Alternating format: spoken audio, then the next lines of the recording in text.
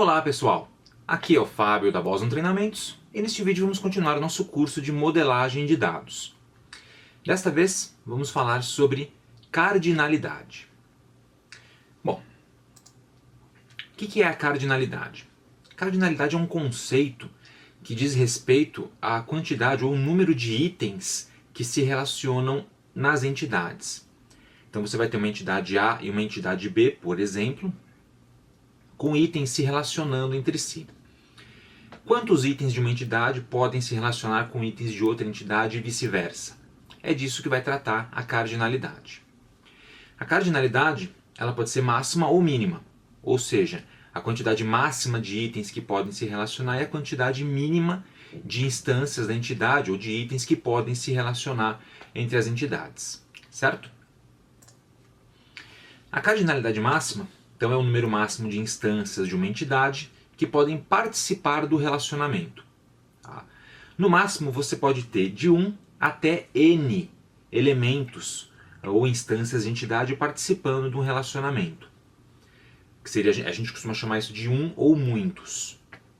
E a cardinalidade mínima, que é o número mínimo das instâncias de entidade que obrigatoriamente devem participar do relacionamento, pode ser 1, pode ser muitos e pode ser 0 também. Significando que eu posso ter uma instância de entidade participando no relacionamento, muitas instâncias ou até mesmo nenhuma, dependendo do relacionamento em si, certo? Então é importante a gente ter em mente esse conceito das cardinalidades máxima e mínima, porque lá na frente vai ajudar bastante na normalização do banco de dados para a gente poder finalizar a modelagem, certo? Como é que a gente representa as cardinalidades nos diagramas entidade e relacionamento? Usando a notação do Peter Shen, a gente vai representar assim. Bem próximo à entidade, a gente vai colocar dentro de parênteses esses dois números. O primeiro número representa a cardinalidade mínima e o segundo número representa a cardinalidade máxima. Alternativamente, a gente pode usar um número só, tá? Representando as cardinalidades máxima e mínima de uma só vez, que vai depender da combinação delas, como a gente vai ver um pouquinho mais para frente. Não é obrigatório colocar os parênteses, mas geralmente a gente coloca por convenção, certo?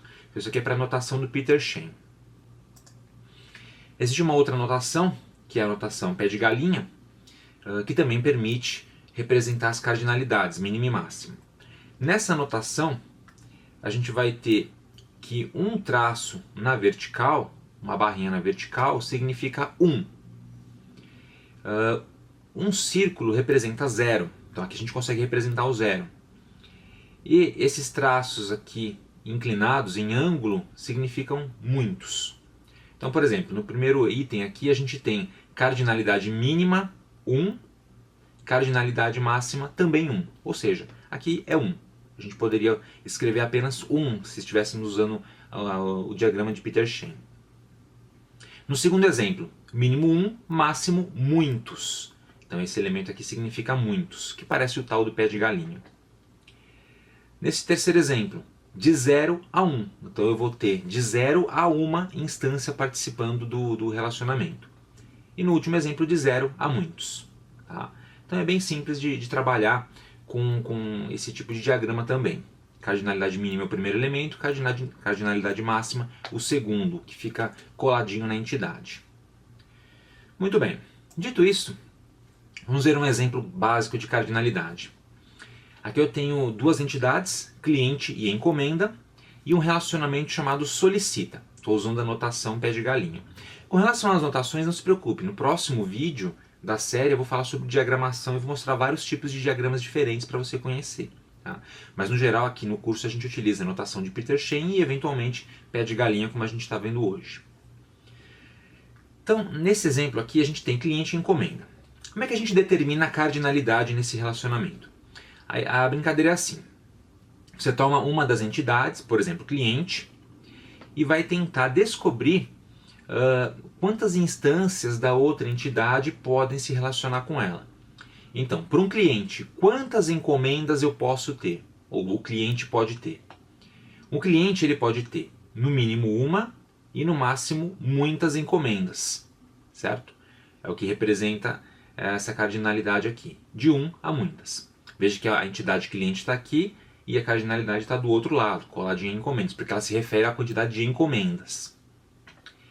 Então, essa é uma parte da história. Agora, a gente também tem que olhar o sistema na direção inversa, pegando a entidade encomenda e fazendo a pergunta: quantos clientes podem fazer uma encomenda? Então, para uma instância de encomenda, quantos clientes eu posso ter? Então, para uma encomenda eu posso ter no mínimo um e no máximo um cliente. Então, de acordo com a regra de negócio que gerou esse diagrama, um cliente pode fazer de uma a n encomendas, ou seja, muitas encomendas, mas uma encomenda só pode ser solicitada por um cliente, no mínimo um, no máximo um cliente, portanto um cliente só. Então a cardinalidade mínima é um cliente para uma encomenda e a máxima um cliente para muitas encomendas. Legal? Então esse é um exemplo básico de cardinalidade. E aí a gente pode aplicar a cardinalidade nos diversos tipos de relacionamentos. Tá? Se a gente quiser representar esse mesmo exemplo de cardinalidade usando a notação do Peter Shen, é bem simples. As duas entidades permanecem aqui, cliente e encomenda, e aí em vez da notação pé de galinha, a gente coloca os números entre parênteses. Então, cliente, quantas encomendas pode fazer? No mínimo uma, no máximo n, muitas. Uma encomenda pode ser solicitada por quantos clientes? No mínimo um, no máximo um cliente. Beleza? E aí a gente vê então os relacionamentos com vários exemplos. Relacionamento binário 1 para 1. Então esse é um tipo de relacionamento bastante comum de aparecer nas modelagens. Quando a gente tem um relacionamento 1 para 1, significa que uma instância da entidade, em uma das entidades, está relacionada apenas e tão somente com uma instância única na outra entidade. Por isso 1 para 1. No meu exemplo aqui, entidade professor e entidade armário. O professor usa um armário. Aí a pergunta que a gente faz é: um professor usa quantos armários por vez? Então o professor vai usar no mínimo um, no máximo um armário. Portanto é um armário só. E um armário é usado, a voz passiva, né, é usado por quantos professores? Um armário, que a gente está se referindo à portinha do armário, na verdade, é usado por no mínimo um, no máximo um professor. Então a gente tem um relacionamento 1 para 1. Lembrando que isso aqui depende muito da regra de negócio do banco que você está modelando. Tá? Nem sempre o bom senso traz a resposta para a sua modelagem. Às vezes a empresa trabalha de forma diferente e você tem que modelar de acordo com o que a empresa precisa, não com o que você acha que é. Tá? Aqui nesse diagrama eu coloquei um desenho aqui embaixo, um diagrama de conjuntos para facilitar o entendimento dessa ideia da cardinalidade. Então veja que eu coloquei 4 professores, professor 1, 2, 3 e 4, né, de P1 a P4, e 4 armários, de A1 até A4. E essa linha vermelha aqui indica exatamente o relacionamento entre o professor e o armário. Veja que para cada professor existe apenas um armário. Então o relacionamento é 1 para 1. P1 com A1, P2 com A2 e assim sucessivamente. Beleza? Olha que legal. Bom, esse é o relacionamento 1 para 1, aqui usando o pé de galinha. Tá? Vou pular esse aqui que é a mesma coisa. Se eu quiser usar a notação do Peter Shen, olha que interessante, basta substituir o relacionamento colocando dentro, né, do losango, entre nada, e os números da cardinalidade entre parênteses aqui do lado das entidades. Então, um professor para um armário para um professor. E usando a notação estendida, né, a representação estendida da cardinalidade, você coloca a mínima e a máxima. Aqui a mínima é 1, a máxima é 1, em ambos os lados, por isso 1 para 1. Eu sempre gosto muito de usar essa representação de cardinalidade estendida, mostrando explicitamente o mínimo e o máximo, porque isso ajuda a gente lá na frente a modelar o banco aí com mais desenvoltura. Certo? Muito bem. E se a gente tiver um relacionamento 1 para muitos? No relacionamento 1 para muitos, uma instância de entidade numa entidade, certo? Uma ocorrência, né, de uma entidade, pode se relacionar a múltiplas instâncias em outra entidade. Então um elemento de uma entidade pode estar ligado a vários elementos de outra entidade. Então a gente chama isso de relacionamento 1 para muitos ou 1 para n. 1, 2.n, é assim que a gente vai representar a ideia do 1 para n. No meu exemplo eu tenho funcionário e departamento. E aí a gente faz aquela pergunta nos dois sentidos de novo.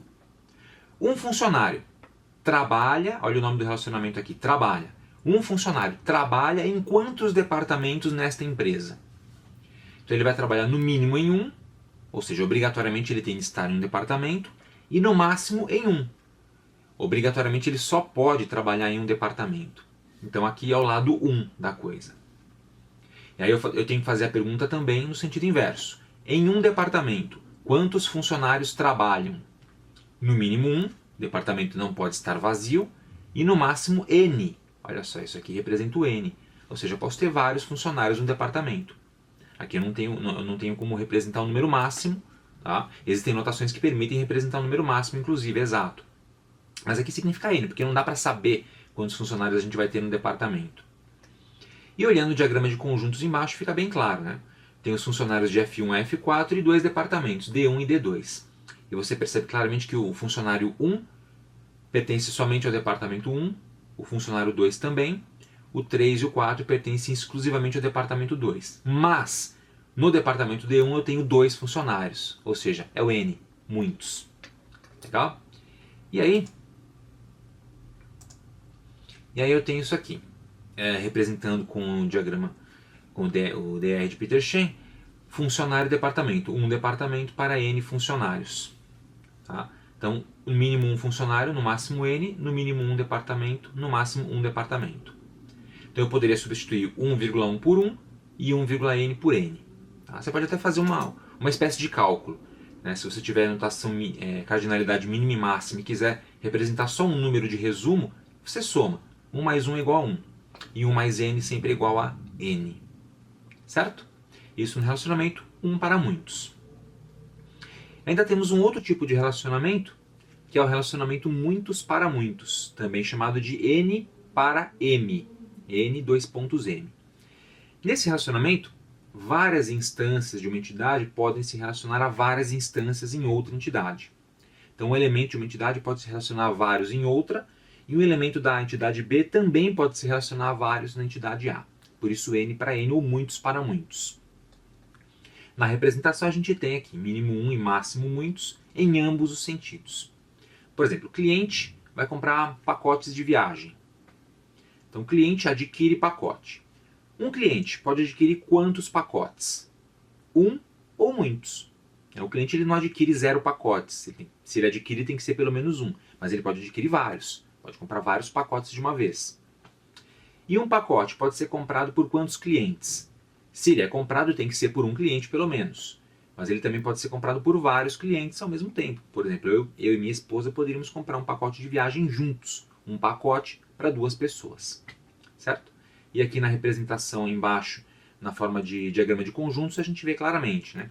Os clientes 1, 2 e 3 e os pacotes 1, 2, 3 e 4. Cliente 1 adquirindo os pacotes 1 e 2. E o pacote 2, por exemplo, sendo adquirido pelo cliente 1, 2 e 3 ao mesmo tempo. Os 3 caras comprando o mesmo pacote. Certo? Muito legal. E aí na notação do Peter Shen, N para M. A gente costuma usar as letras N e M. Ou você pode representar assim, cardinalidade mínima, cardinalidade máxima. 1,n, 1,n em ambos os sentidos. Fazendo aquela mesma perguntinha em ambos os sentidos. Certo? Muito legal, pessoal.